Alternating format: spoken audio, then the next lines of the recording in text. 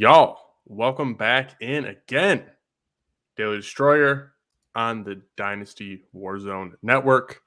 I'm your host, co-host, Tyler at FF Tyler O. Joined as always by Lou at Lou Dog Sports. Lou, how's things going, man? Good. It's getting a little cold out here this week in Denver, but it's supposed to heat up for the game on Sunday.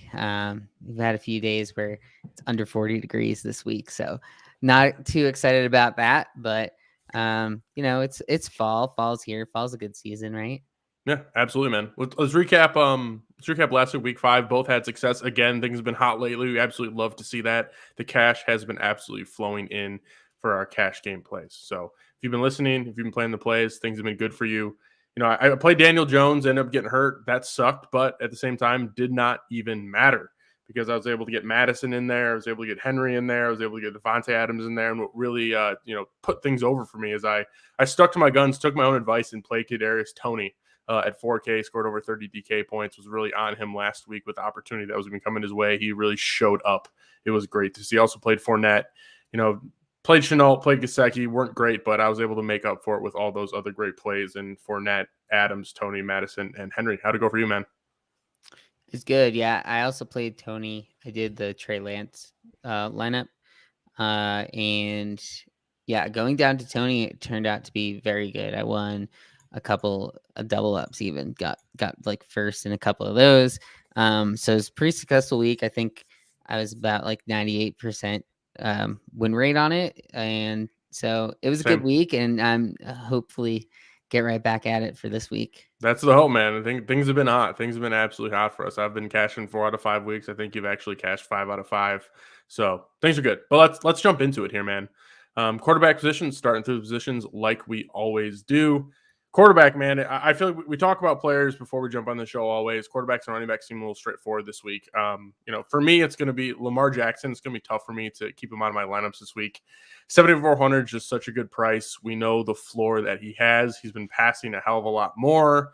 Bateman's actually going to come back. I don't expect there to be a huge change there, but I'm a huge Bateman guy, so I'm excited to see it. But 7,400 is what really draws me to him. And then you just look at the fact that he's playing against the Los Angeles Chargers. Like, they've been pretty decent, but like, it's not a bad matchup. Like, the matchup is pretty even across the board, pretty average. So there's no concern from the Los Angeles Chargers defense side, at least in my opinion. So, Lamar Jackson seems like the smash play. Your thoughts on Lamar? Yeah, we saw it last week with Lamar that he basically just he set records, dominated the score sheet records in that Colts game. And one thing he's doing this year that seems like he's taken the next step as being a passer.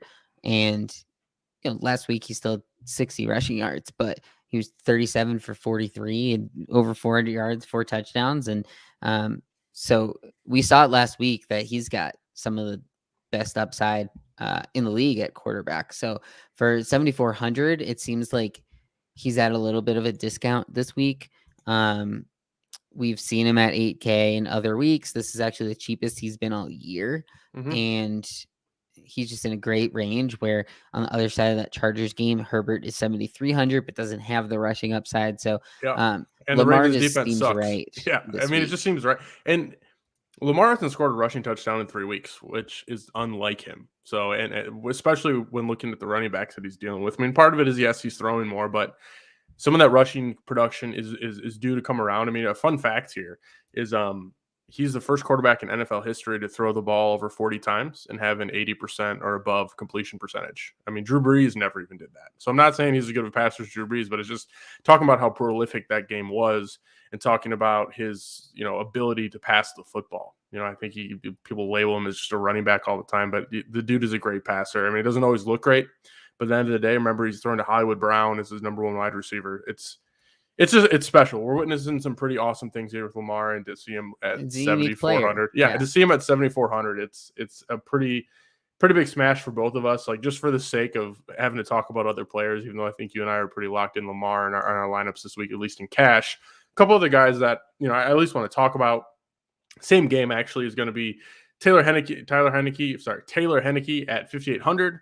And Patrick Mahomes at 8,300. Like, Patrick Mahomes, like, probably not paying him because Lamar is 900 cheaper, but Mahomes is in a game where you're looking at the Washington football team. They have been allowing the most points to quarterbacks, absolute smash matchup for Mahomes. And then you look at the Chiefs. The Chiefs are a pass-first team. They're always trying to pass the football. They're passing in neutral game scripts. And then they just lost their lead back in CEH. So everything points the ways that the Chiefs should be absolutely slinging, but I think the price at 8,300 reflects that. And then the other side of the ball, if it's not the Washington football team allowing the most points to quarterbacks, it's the Chiefs. The Chiefs have been absolutely awful defending the pass, and Taylor Heinicke has been pretty freaking solid. Like, he didn't start the whole week one, but 3 of the last 4 weeks he's been a top 10 quarterback, or at least a top 12 quarterback, depending on your scoring that you have. So he's actually been a pretty serviceable quarterback with a little bit more of a rushing floor than we expected. And at 5,800 in a pretty plus matchup where I expect the Washington football team to be passing the ball the whole time, he's at least pretty interesting to me if you're trying to save a little bit of cash at the position. Yeah, I like it.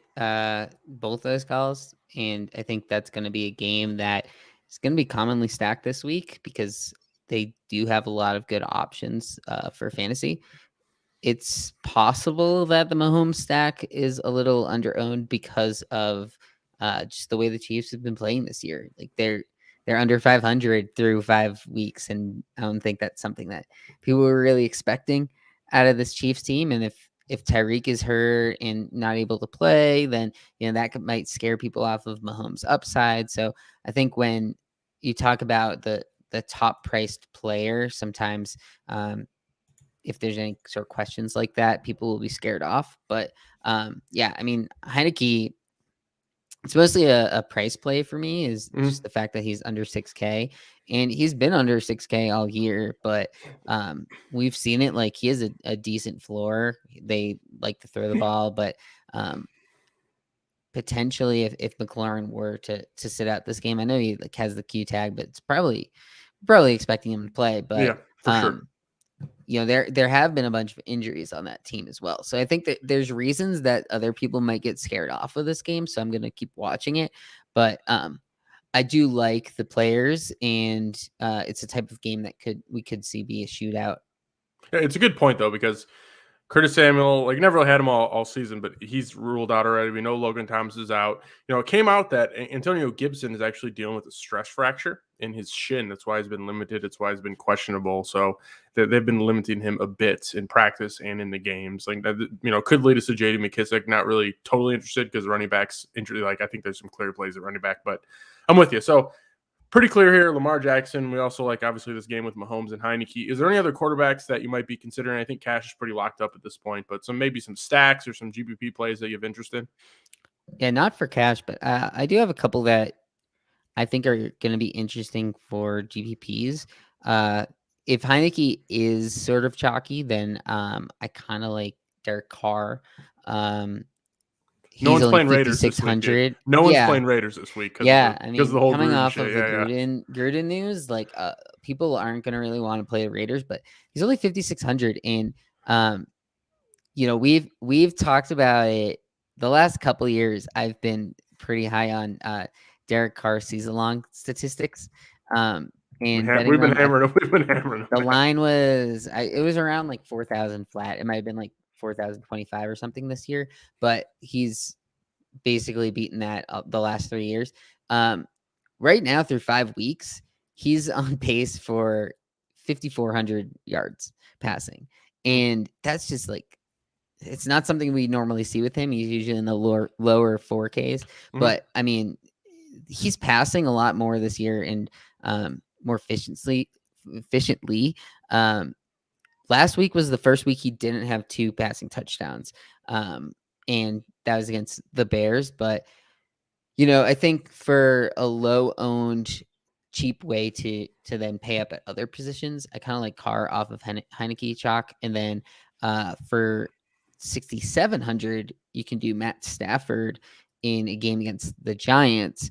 And I mean, we've seen it with Stafford throughout his whole career. He's a guy that doesn't necessarily do it with his legs, but has the 300-yard bonus in him any given week, in multiple touchdowns. He only has 1 game this season under 20 points for fantasy, and they're facing the Giants, who aren't the best defense. So I like Stafford and stacking Stafford teams for GPPs. Yeah, I just want to rewind it just a bit there and talk about Carr. I do like the call. I think there's one side of it, as we mentioned, where people are just going to be low on the Raiders because of all the drama that's going around there, rightfully so. But like you look at the Broncos defense, and the Broncos defense out the gate was absolutely elite, but they played the Giants, the Jaguars, and the Jets. It was pretty easy, and then they've been beaten pretty handily by the Ravens and then by the Steelers. I mean, Big Ben was able to throw up 250 yards and 2 touchdowns against them, right?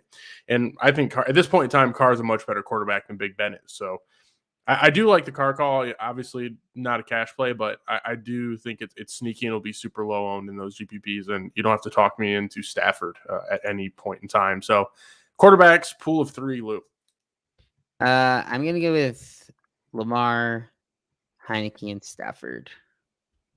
And Stafford over Mahomes, like it. To the running back position, it's been pretty crazy with the news and COVID and some injuries popping up, some unexpected things that have really came through the woodworks to at least make my cash plays at running back a bit more clear. I'll start with those and then we can talk about them and then maybe talk about some of the guys we're also considering. But Kareem Hunt at this point in time, not only has Kareem Hunt been absolutely crushing it, been scoring an unsustainable amount of touchdowns. Chubb was just ruled out today with a calf injury, and they're playing the Arizona Cardinals. And the Arizona Cardinals are, if you look at their running back matchups, I mean,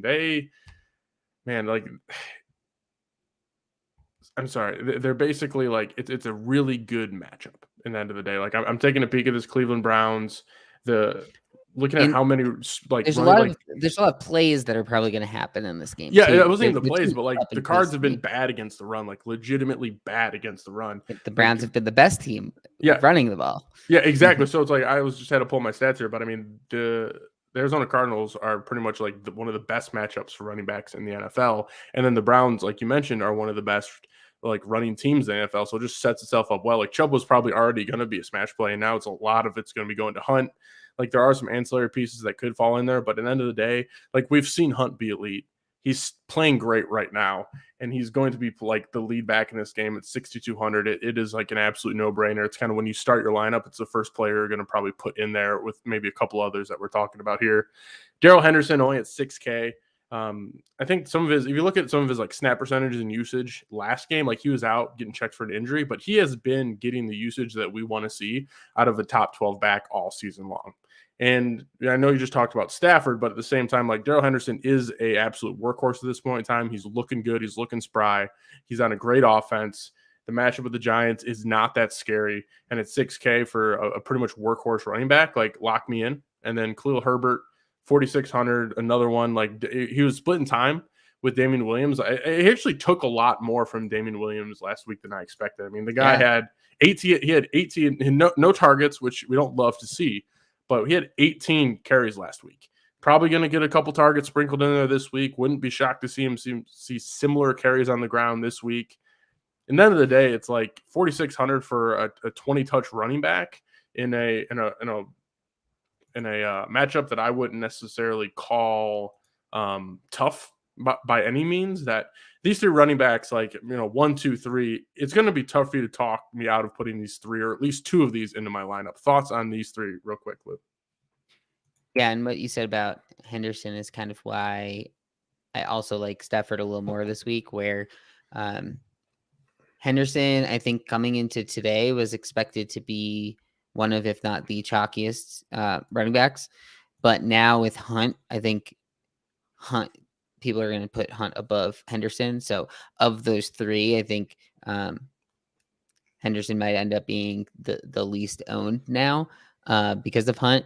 But Herbert, it's kind of tough because he's 4,900, so the price is I think it's 46. Pretty nice for it. It's 46. Even cheaper. Yeah, but under 5K for a running back who we saw last week get 18 touches, and like you said, maybe he's not active in the passing game, but is that because Damian was there and now he might get 2 or 3 catches? So I think it's the type of thing where his price makes him pretty exciting to play because there's not a ton of value this week compared to other weeks. And when we're already interested in Lamar for a quarterback, playing 3 running backs at 6,200 and below is definitely a way to save salary. So I really like that idea. I think with Herbert, he might have like lower of a ceiling. But then the Kareem Hunt play is basically the same as Madison last week, except we're getting it 2 days in advance. So I could see Hunt being more owned than Madison, but the Madison was last week. But I think with the 2 days in advance, and you have other plays like Henderson, there's Swift, there's Mixon right around Hunt. I think that could maybe spread out a little bit of the ownership versus last week. Madison just immediately became the best play in that 5K range. So it's similar to the Madison play of last week, but I think it's less of a, this is just a straight up free square, because I played Madison every lineup I made last week. So did I. I don't think I will do that with Kareem Hunt. But I think he's definitely the first guy in my cash team. Let's talk about 3 other running backs, also cheap, all benefiting from some injuries ahead of them. It's going to be Chuba Hubbard at 5,900. CMC is declared out. Devontae Booker, 5,400. We have no Saquon Barkley. And then Daryl Williams at 4,900. There is no CEH. So I think people are going to be looking at these 3 players as well. I expect ownership for these 3 to all, be well over 10%. I mean, probably over 15, to be honest with you. So, I think the 3 guys we talked about first will probably be higher owned than these 3, but I think there's going to be still a handful of people going to Chuba with no CMC, Devontae Booker with no Saquon, and Daryl Williams with no CEH. Thoughts on these 3 in terms of, do you have a favorite of the 3 that you like, one that you absolutely don't, or just general thoughts to talk about as, throwing them in your lineup? And all those guys are people that I think I was considering before today when the injuries and the players being out came out. But I'd rather play Herbert than Daryl Williams. I'd rather play Henderson than Chuba. And I think it really was more like I'm playing Hunt instead of Chuba now. But I think Chuba probably will end up being a decent play to pivot off those guys. But I still think I'd rather go find extra salary to go to Swift or Mixon if you're not playing Hunt or Henderson on one of those teams. But I don't really plan on playing them in cash because I think Hunt and Henderson I feel a lot safer about than Chuba. And it's nothing like against Chuba as a player. Like we saw him hit 100 yards last week against the Philly defense. And it's just he's starting to come into more of like a CMC role. He had with the 29 touches last week, but we don't know if that was like a 1 game off thing or not. So I probably won't play much of Chuba, especially if I see him getting high ownership expectations. Yep. And then just to touch on Daryl Williams, he's a guy that I'm really not interested in whatsoever. Yeah, not anymore. Kind of, I touched on it before, but it's like Washington football team defense has been a disappointment. They're still decent against the run, but they've been absolutely awful against the pass. Quarterbacks and wide receivers have been scoring points almost for free against them. So, and then you look at the Chiefs, and they already want to throw the football, and they're already throwing the ball a lot in neutral game scripts. I mean, CEH was already a shaky asset before this. So it doesn't really give me much confidence of the CEH role in general. Like the CEH role isn't a great role in itself, and I don't think Daryl Williams is any better. So, this is a game where I think the Chiefs need to win, and they're just going to throw that ball till they get this game, well in the bag. So I have no interest in Daryl Williams and Booker. And then at the end of the day, it's like it was nice to see Booker get like when Saquon went out that he kind of had the same usage. Like there was no like major split, but at the same time, like we know who Booker is. Like he's not a transcendent back. He's barely a good back. He's like a journeyman who's a decent backup. So it just doesn't excite me to put him in my lineup at all. And then Chuba, if Chuba was, the same price as these 2 guys, I think I might be able to get around to it, but he's been priced like CMC's been out for a while now. So, I think these, like we said, these were 3 decent plays before the news broke, but I am also not on them now.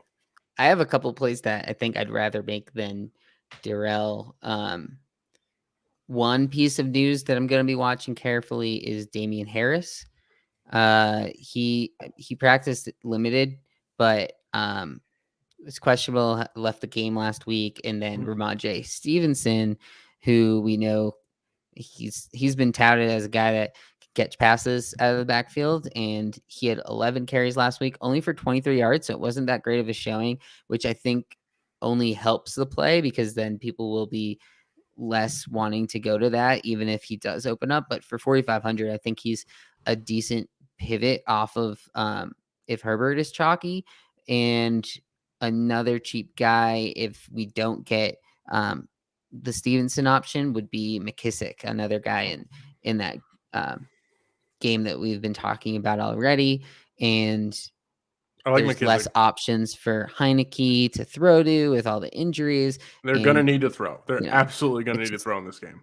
Because I like to, when there's super chalky cash plays that are cheap like that, it's less so with the running back position, because I think with wide receivers, like there's so many different 3K wide receivers that could randomly go off in a given week, whereas running backs is a lot slimmer chance that one of these guys is going to outscore Herbert. But I think the fact that we haven't really seen Herbert active in the passing game is where I'm pretty comfortable with pivoting to McKissick in lineups, because I think McKissick, we've seen him get 12 plus points in a lot of games, and also he could outscore Herbert. If Herbert doesn't get a touchdown and say has like 18 carries for 85 yards, then I'd be like a lot happier having McKissick in that lineup, because his likelihood of getting over 8 points, I think, is probably high, especially in this matchup where they could be trailing from the Chiefs. Is the Chiefs coming out hot because they need that win because they haven't been playing well and get out to the early lead? That's the type of game flow that helps McKissick. I think I really want to talk about here next is Joe Mixon. You mentioned him, but at the end of the day, like he's been a good running back, and when he's been healthy, like last week was kind of throw that away. Like he was hurt, he was hobbled. They barely even used him, right? But prior to that, like he was pretty much an absolute lock for 16 to 18 touches a game. He draws the Detroit Lions. The Lions defense is absolutely terrible. They're in the top 3 in terms of allowing running back points to opponents. It's just a super easy matchup, and they have good and they have good wide receivers. But when Mixon's been healthy, they have been relying on the run. They've been running the ball a lot more. We went into the season thinking the Bengals were going to be this fast-paced, pass-friendly offense, and that hasn't been the case when Mixon has been healthy. They've really been feeding Mixon and trying to play that run game. Like that has been their goal going into the season. Zach Taylor's like, we're gonna be a running football team for some reason. Like I don't say this is what it's supposed to be or what I agree with, but it's just the facts is they've been running at a much higher rate than we expected. And now with Mixon with healthy in a pretty plus matchup and an easy run defense, it makes me believe that like they're going to try to get Mixon the ball 20 times on the ground in this game, especially if they get themselves a lead, which shouldn't be that tough. I mean, the Lions have been playing a little tougher against some opponents, with the Ravens and the Bengals as of recent, but at the same time, like they're still not great. They've been losing a lot of players to injury. So, Mixon 20 touches on the ground, a really soft defense. Like there's a lot that gets me there. And then the fact that he is just 6,400 this week, it's intriguing to go off of one of those first 3 guys we talked about to try to get Mixon in that lineup. Yeah, I definitely think Mixon's going to be interesting, especially with the Hunt chalk, and we've seen Mixon injured already this season, and so can't beat the matchup. He seems to be the guy around the in the red zone that they turn to a lot, and we've seen what he can do in spike weeks. He might be a little more limited coming back from injury. Like we saw him last week, he only had 10 carries, but the floor is there, and we know the matchup is probably the best that they could have. So if he's going to not be very played because he's in that weird zone of prices that there's just so many other options that people are going to turn to first, then I like Mixon. Do you like Jonathan Taylor for a couple hundred more after last week? Yeah, I mean, like he got most of that on one play. It was like a 74-yard reception touchdown, but like for some reason they don't want to use him a lot. Like maybe they're just the galaxy brain and everybody, and they're like, that's a 17-game season. We don't want to like roll him out there as a workhorse, and we want to just kind of rest him a bit. But like the game was on the line, and they're putting like Marlon Mack in there and giving him like legitimate touches. So like I have concern with the usage, and if he doesn't get one of those big spike plays or doesn't find the end zone, like he's just not getting enough touches to where like I have a lot of confidence in him. he's one of those players to me that seems like a bit more of a GPP play just because we know he can absolutely pop. But I mean, like, looking at his, last couple of games, it's like 15 carries, 16 carries, 10 carries, 15 carries. Like, that's good, but like, that's not a workhorse. And then the receptions are a little concerning. Like, he's only had 8 receptions in the last 4 games. Like that's in the 2 receptions a game. Like, the floor is not there. Like, they're using Hines, they're using Marlon Mack. Like, they're all cutting into Jonathan Taylor's time. Like, I get that he is I don't know if I'll call him a generational back, but he's a very elite back. But the usage is a concern, especially if this game turns into like an absolute just slaughter fest and they go up. Like, why are they, like, if they're already reluctant to give Taylor a large workload, if they're up by 3 scores or 2 scores, like, why are they? I just don't see a world where they keep feeding him the football. Yeah, so you think he's basically game flow dependent at this point? I think that, like, you're if you're gonna play him, you're hoping for a really big play. That's basically where I'm at, because it's and he's more than capable. Like, he's a very talented back and he could do it. But it's a good matchup. In those games where he didn't score a touchdown, he scored 8 DK points and 6 DK points. That is a bit of a concern for me. I mean, he did have a 17-point week in week 1 without a touchdown with 17 carries and 6 targets, but like, those 6 targets seem like a mirage at this point. I mean, those 6 receptions seem like a mirage at this point, because after those 6 receptions, he's gone 1 catch, 1 catch, 3 catch, 3 catch. So I don't know. I think the floor is a bit more scary than it seems, and for a cash play, I'm just not there. Yeah, early in the week I was thinking about it for cash, but all these other things have popped up, which I just feel more comfortable with and are cheaper. Any other running backs you'd like to talk about for your pool before we shift to wide receiver, where it gets interesting? Nope. I think I'm good. Pool of 4 running backs. Yeah, I'll do the obvious ones of Kareem, Henderson, Herbert, but then who's the I think 4th? I think I'll go with DeAndre Swift, but I would mention that the one that I like to pay up most on would be Austin Eckler this week, 7,900. I think that price is probably going to scare a lot of people away, but I mean, he just keeps doing it each week. He's got back-to-back week of 30 plus. Every game this season, Austin Eckler has scored more fantasy points on DK than the previous week. He had 33.9 last week. So if that continues, the trend continues. Yeah. All right. Wide receiver position. I feel like there's no Henry on the slate. Don't have to talk about it. It's Devontae Adams, 9K. Are we squeezing him in? I probably won't. I mean, 9K is still a lot, and he's coming off of a 40-point game where he was mega chalk. It's a decent matchup, and it's not like we're paying up at running back this week, so I could see it. But I think there's other spots that I'd rather pay up for this week. Tyra Kale kind of beat up. Mike Williams is the 3rd wide receiver on the list this week, which is kind of crazy. And so in that sense, like, Adams probably has the highest ceiling this week for a wide receiver compared to, I should say the gap in his ceiling is wider this week than normal weeks. But I don't think I'll end up playing him much. Like, maybe if I'm doing a game stack of some sort, because I think I'd play him in a lineup that I also have, say, like Mooney in, who's only 4,300. And so probably correlate the lineup, but not like as a one-off or in cash. I don't think I'll go there. Cooper Kupp, another guy. I mean, he's been absolutely on fire. He's came back down to earth the last 2 weeks, but he's seen at least 10 targets in every single game this week. We've talked about Stafford already. Cooper Kupp, 7,900. It's still, it's not the most he's been, but he was 7,900 last week. He's 7,900 this week. Thoughts on getting Kupp in there?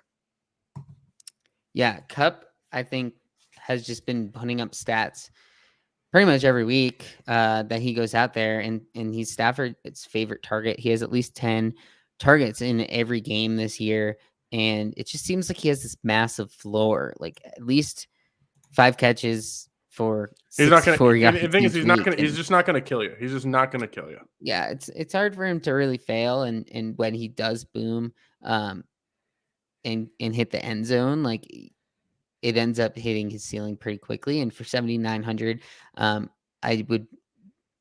feel better about playing him than Mike Williams, I'd say, at least this week. And I think because of his price, 7,900, and it's a little expensive to play him and Stafford together this week. That's why I think they're one of my favorite stacks, and it's off of the Henderson chalk. So I really like Cup in general. I'm not sure if I'll do it in cash. I think I might be. This might be where I'm saving the money more so is at wide receiver. So I'm just less interested in paying up a wide receiver overall, but in tournaments, I really like the play. And talking about guys who say floors, a bit of a surprise. If I were to tell you it's week 6 and Mike Williams is 8,100 and Keenan Allen is 64, I would have said you're absolutely fucking crazy. But it is the reality. But Mike Williams, he was limited today. Today's Friday. So like there's a chance he misses. And if he does miss for some reason, even if he doesn't, I think there is some interest at Keenan Allen at 6,400. There could be a lot of points scored in this game. We already said we like the Lamar side. Obviously, we expect some points from the Ravens. The Chargers have been absolutely rolling on offense for 6,400. Excuse me, for a guy that he's had at least 8 targets in every single game. He only has 1 touchdown on the year. I mean, we know he's not been a deep ball, a lot of yards guy, but at the same time, like could easily see 9-10 targets in this game. 6,400. I have interest, but then if Mike Williams out, I think he's practically a lock for that lineup. Thoughts on Keenan Allen? Yeah, I definitely think if Keenan Allen is, if Mike Williams doesn't play, then that really boosts Keenan Allen, and I'm going to have to sort of make a decision, even in cash, where that price tag on Keenan Allen, if he is the alpha on that offense, but that'll also make me want to play Eckler a lot more too. But yeah, Keenan Allen, like as himself, is a fine play. Like he likely won't hurt you at that price. But we haven't really seen the ceiling games out of him this year. He's more so been a route runner in his career, and it's a volume type role that he has, and he's very good at it. A lot of defenders say that he has some of the best route running ability in the league. So I think from like a floor standpoint, like he's pretty safe. His downside risk is low, and if Mike Williams is out, then all of a sudden, like, wouldn't surprise me if he's getting 15 plus targets in this game. And the way the Ravens have been playing recently, this game could easily get out of hand. I'll turn over to you now, Lou. There's a lot of wide receivers. I feel like we could talk about another dozen here and have some interest here, but wide receiver we haven't talked about. Give me 1 or 2 that you're feeling really good at this point in time on Friday of getting in your lineup. Yeah, so I really like the mid range. The 5Ks. The 5Ks, 5 to 6K. Yeah, so Keenan Allen 6,400 might be the highest I would go in cash this week, and it's not anything against like the other guys in that range. Like CeeDee Lamb is seems to always be fine. Chase at 6,700, I don't think is bad, but for 1,400 less, you could play T. Yeah. Higgins. Yeah. And he has the same matchup. He came back, and I still think that Higgins is above Boyd, at least from Burrow's pecking order. And so I think why not just play Higgins for 1,400 less? Terry McLaurin 7,100 isn't a terrible play. Like I think he's a pretty good play, especially if you already like Heineke. He's a great way to pair that. But yeah, I like the 5K range, and the main guys I'm looking at are Brandon Cooks, Michael Pittman, and Higgins. Tony just got priced up so much. He got and Sterling Shepard's back, man. And Sterling Shepard's back too, right, man. And so that was really what put me over the edge and played Tony last week. Part of it was I couldn't find the 800 more to get to the like Waddle Chenault. We're both at 4,800. It's a good thing. It was a good thing. Well, I think I played Chenault. I played Waddle. Either way, I played one of the two anyway, but I was going to play both. And I couldn't get up enough to play both. Thankfully. And then we had the injury news. So Waddle turned out to be a great looking play. But I think Tony this week, I mean, people talk about him throwing the punch, but I don't think much about that. I think of it as an opportunity thing, and it seemed like his opportunity, he took it last week, and he'll probably carved out a role for him in this offense. But I think with Sterling Shepard back specifically, Shepard had been like the guy for Daniel Jones. It seemed like he was sort of the fallback plan for him in a lot of games in the past. And so now with Shepard back, I think it's different than if, say, Galladay was back. Shepard and Tony kind of play similar roles in the offense. So would you play Shepard? Shepard's only 5K, and I've seen him popping in some like in the projections. It's tough. I've thought about him. I think that he's going to be like in this pool of a larger pool of players that I'll consider. But coming off a hamstring injury, it's just something, and there's something about me, regardless of what happens, that I just can't trust Daniel Jones. It's nothing to do with the concussion. I just don't think he's that because great. You played him last week. Yeah. I mean, before that, I didn't either. It was a leap of faith, but yeah, I'm not there.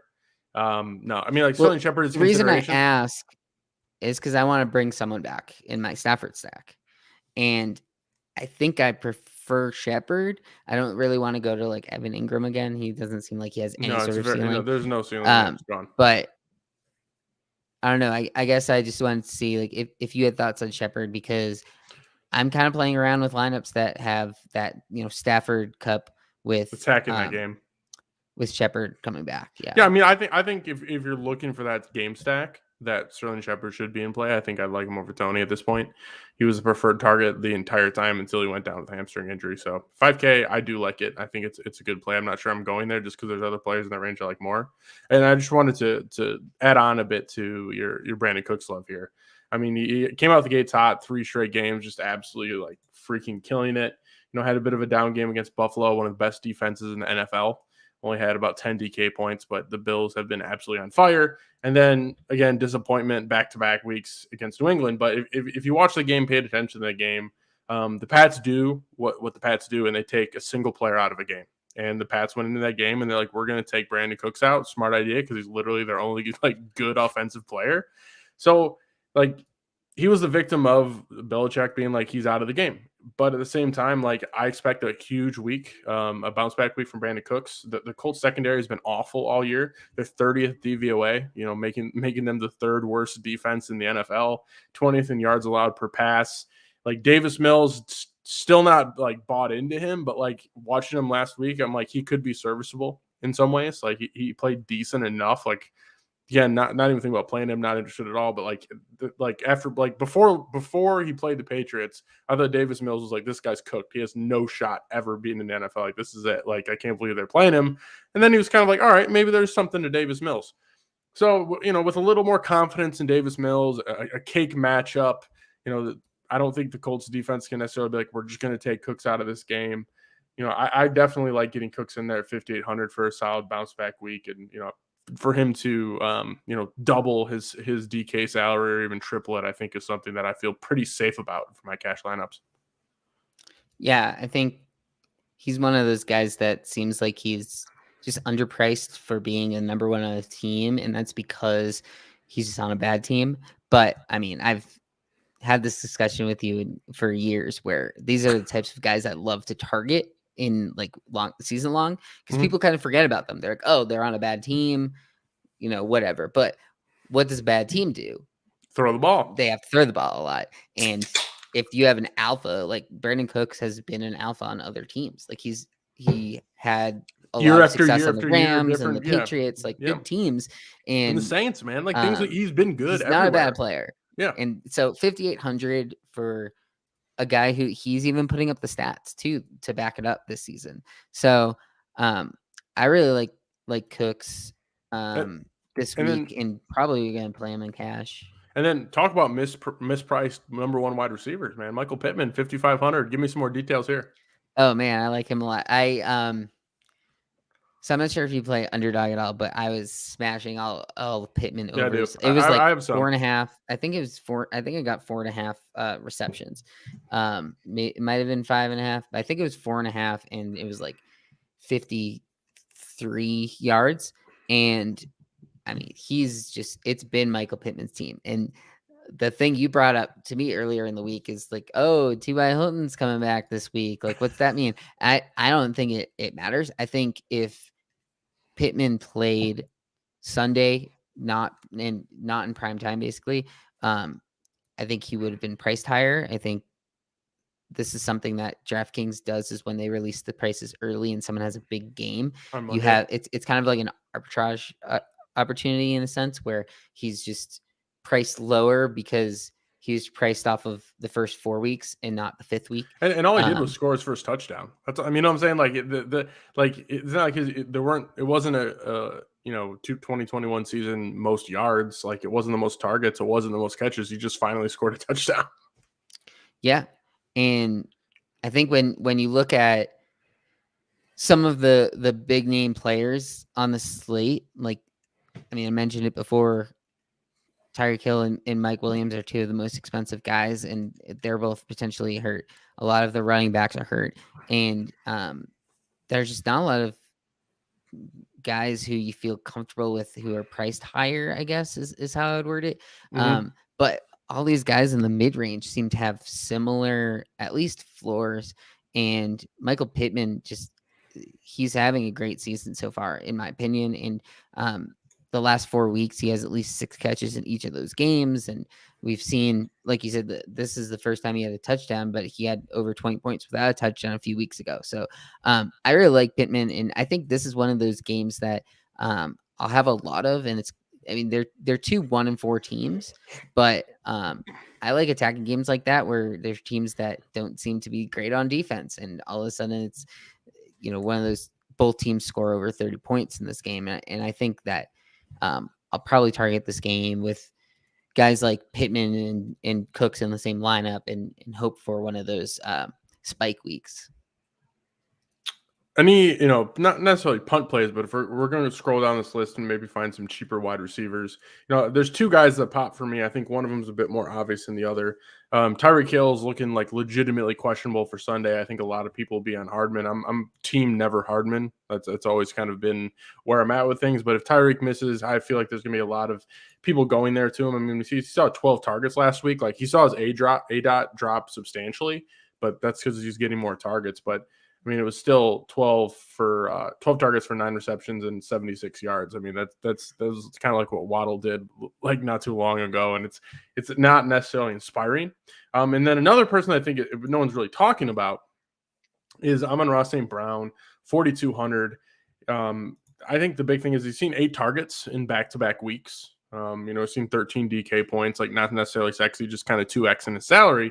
But what drives me to Amon-Ra St. Brown this week is he'd only been getting playtime in 3 wide receiver sets. Like he was not playing in 2 wide receiver sets up until last week. Quinton Cephas broke his collarbone. Quinton Cephas was playing in those 2 wide receiver sets, and Cephas is now on IR. So, it leads me to believe that we're going to be seeing a lot more Antonio St. Brown. The snaps are going to go up. The route runs are going to go up. Like possibility some of those targets go up. We know that Goff has been throwing a lot of, like, he's not great, but there's been a lot of throwing of the football because the Lions have no other choice in a lot of ways. So it's like the Texans. Yeah, it's just like in the end of the day, it's like, 8 targets seems pretty safe. I think there's a world where he finds 10 targets, like probably not for a ton of yards, like wouldn't guarantee a touchdown. But, if you're looking for a cheaper wide receiver, I think a lot of people might be going Mecole Hardman's way, and I might lean Amon-Ra St. Brown over Mecole Hardman this week. Yeah, I think that's going to be like a sharp move because especially if Tyreek ends up not playing, that people are going to talk up Hardman a lot, and it's going to be, you could play Mahomes, Hardman, Kelsey stacks, and just easily bring it back with McLaurin, or you go double tight end or something like that. But I like the Amon-Ra St. Brown. He was pretty touted for waivers this week. So I don't know. He might get some ownership just because of that, where it's not as much of a surprise anymore because he's had a couple weeks in a row with it now.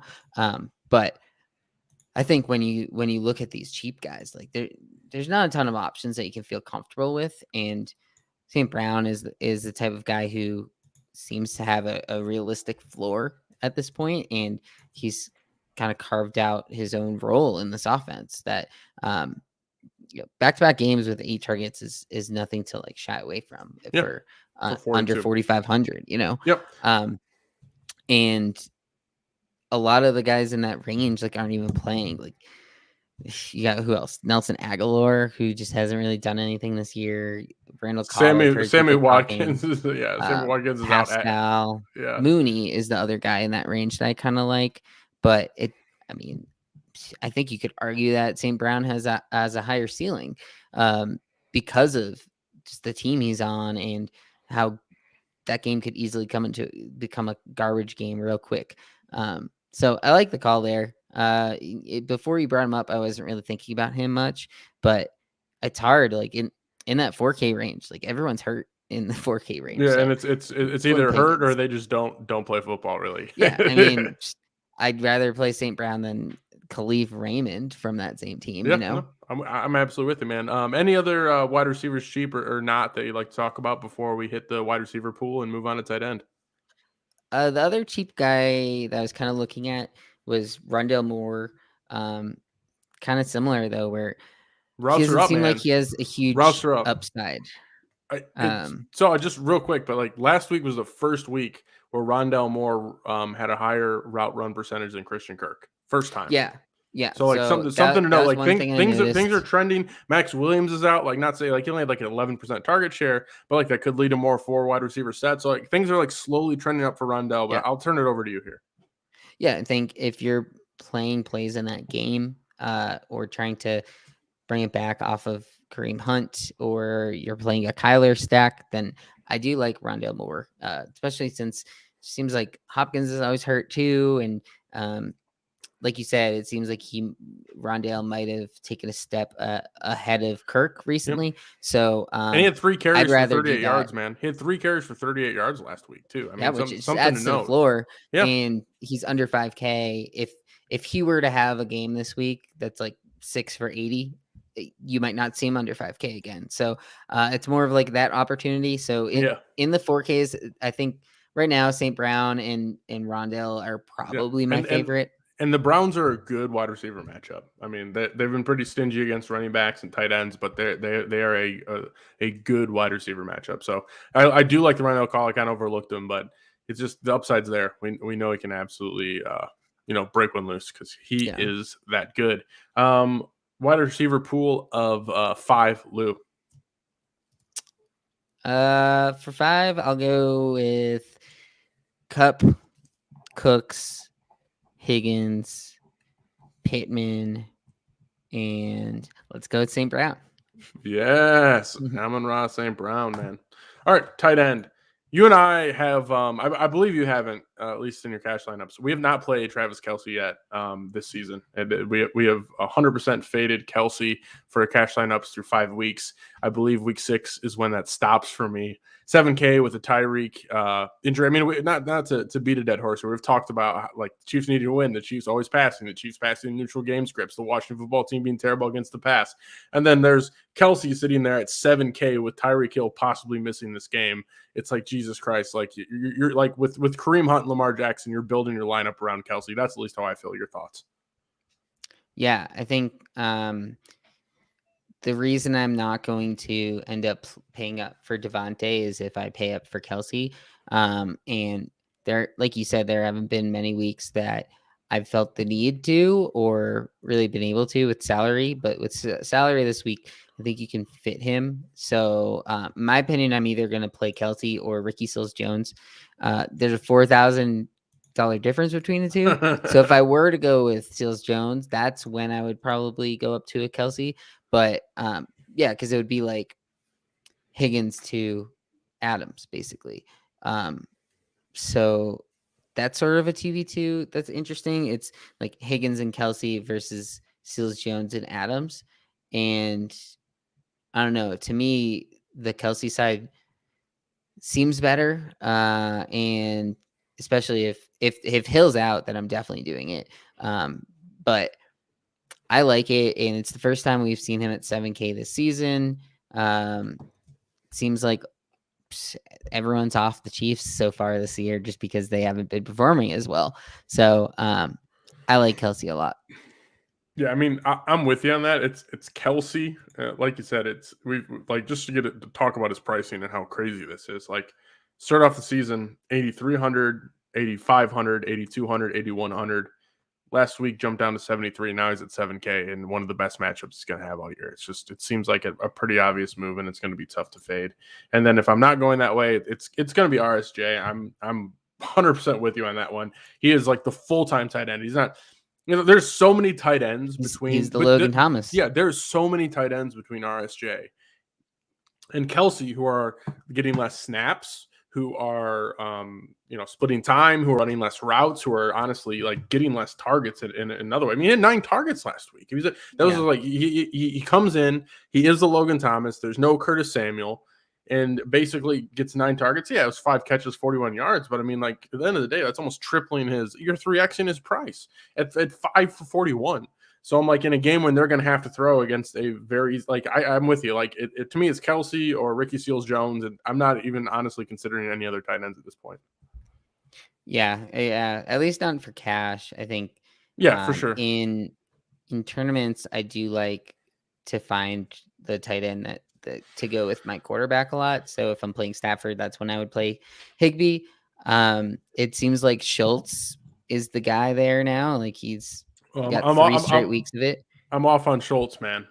I'm absolutely off on in Schultz. general, or just like no, just this week. So yeah, the Pats have played pretty great pass defense through 4 weeks, but again, Davis Mills thing was kind of an anomaly, let's say. So it's tough to gauge, but they've been a lot more susceptible to run. I really just think the Cowboys just pound Zeke and Pollard most of this game. Probably, I'm definitely like tempering expectations for Cowboys pass catchers and Dak in this one, but they have been like one of the most stingy teams against the tight end this season. The Patriots have been. I mean, they've been absolutely crushing it. Like taking a look at some of these stats here. I think they're top 3 in terms of limiting tight ends. I remember I saw this, so don't quote me on it, but I don't think they've allowed a tight end more than 2 catches. Yeah, DraftKings has them as the best defense against tight end. Yeah, so it's just like, and like if they're playing good defense against the tight end and you have CeeDee Lamb and Amari Cooper and Zeke and Pollard, fine, take Schultz out of the game. Like, does it matter? No, you know what I'm saying? So I don't know. Like, I'm not saying Schultz is done. He's dust. Drop him from your fantasy team. It's just in DraftKings this week, or I'm just it's not under any consideration whatsoever. Yeah, I get that, and I think it's kind of tough with tight ends because they just like the variance is so high.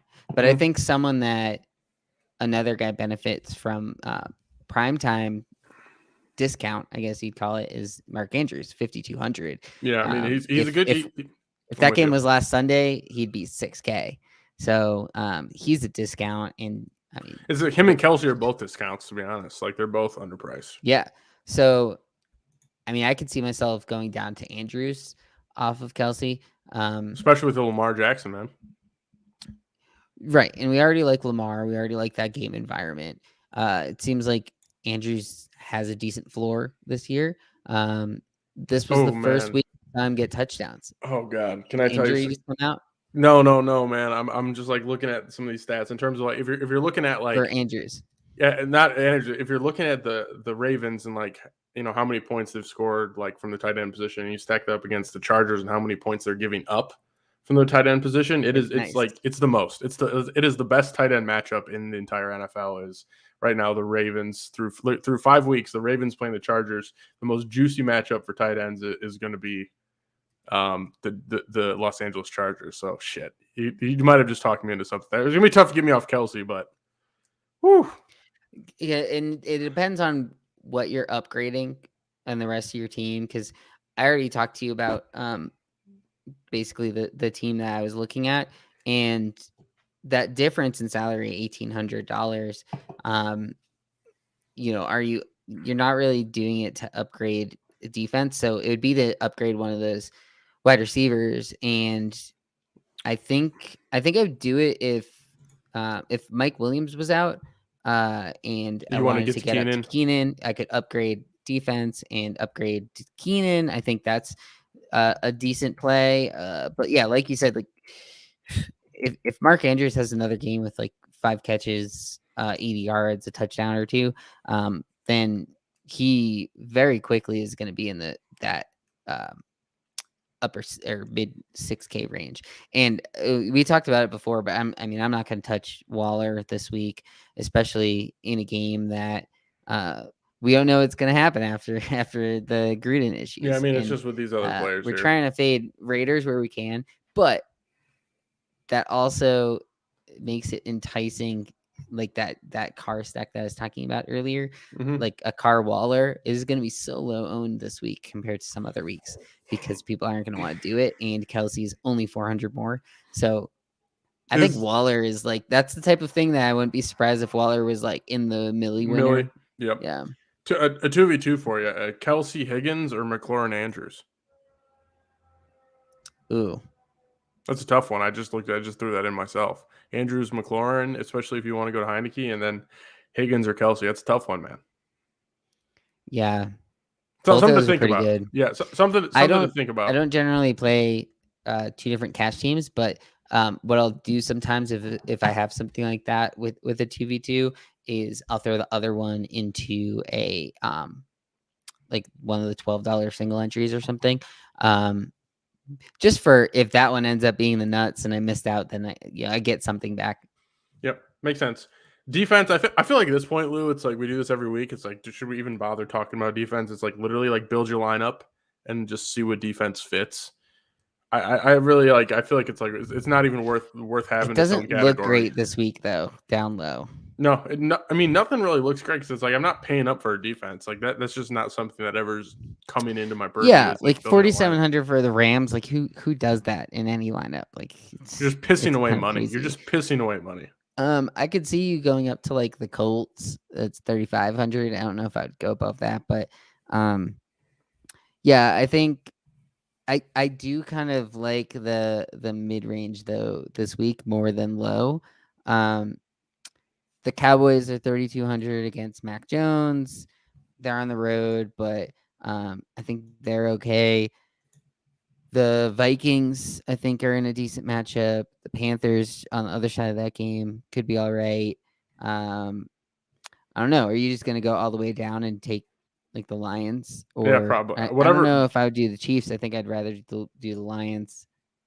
Yeah, probably. I mean, the Lions have like if you look at the Lions' schedule like lately, I mean, their defense is bad, but for some reason, like they've been figuring things out like in a way where they're not like allowing teams like it's. I don't know if it's like bend turnovers too. Yeah, but it's like listen, they limited the Ravens to 19, the Bears to 24, the Vikings to 19. Like, yeah, sure. Like, yeah, Lions throw them in there. Like, I'm fine with it. Or Cardinals. Cardinals are 2,700, so they're pretty decent. And I mean, Chubb's out. Like.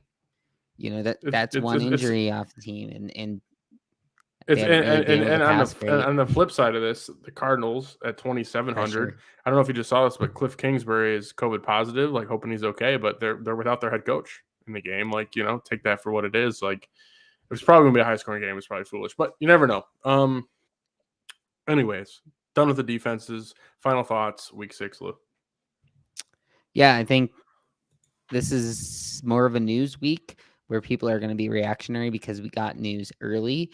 And that's going to be good for GPP players who they know people are going to want to play Kareem Hunt. They're going to want to play Herbert. And so that's going to really open the door for a lot of fun GPP lineups where you don't play those guys.